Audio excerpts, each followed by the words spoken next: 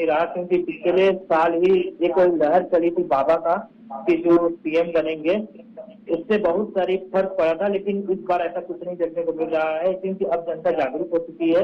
वो एक ऐसे प्रत्याशी को देख रही है कि जो उनकी सहयोग करे और उनके लिए हमेशा खड़ा रहे, और जो उनको मूलभूत सेवाएं चाहिए वो उन्हें प्रदान करे।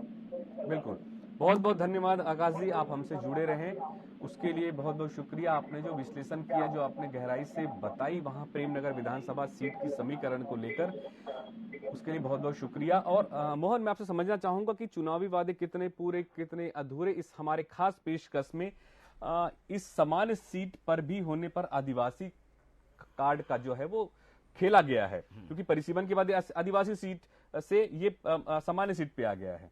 तो अब इसको हम कैसे देखते हैं, प्रेमनगर की जो पूरी सीट है उसको? जी देखिए, प्रेमनगर सीट में अब क्योंकि लगातार कांग्रेस यहां से जीतती रही है और खेलसाय सिंह यहां का प्रतिनिधित्व करते रहे हैं, उम्र उनकी काफी ज्यादा है, कई बार वो बीमार रहे, इसलिए विधानसभा भी कई बार नहीं आते थे। इसलिए जनता उनसे जो उम्मीद रखती थी कि वो हमारे हर सुख दुख में शामिल हो, हमसे लगातार कनेक्ट हो, रोजगार के लिए जो यहाँ पर अवसर बनाने की बात होती है, यहाँ एक पावर प्लांट प्रोजेक्ट लाया गया था, जमीन अधिग्रहण हो गया था, तो उम्मीद थी कि यहाँ पर रोजगार के नए अवसर बनेंगे।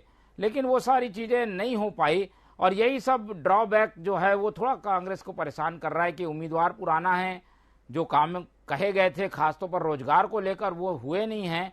ऐसे में क्या अपनी सीट खेलसाय बचा पाएंगे, इस पर सबकी निगाहें। और इसीलिए बीजेपी ने समझा कि रेणुका सिंह को उतारने से उनके साथ जो इनकम्बेंसी है वो लोगों से नहीं मिली, केंद्रीय मंत्री बनने के बाद वो ज्यादा दिल्ली में रही, ये सब ड्रॉबैक के कारण बीजेपी को डिसएडवांटेज होता, इसलिए उनकी सीट बदलकर उनको भरतपुर सोनत भेज दिया गया, जो कि उनके लोकसभा क्षेत्र में भी नहीं आता। तो एक नया प्रयोग किया गया, सांसद वो सरगुजा की थी, उनका टिकट बाहर दे दिया गया है।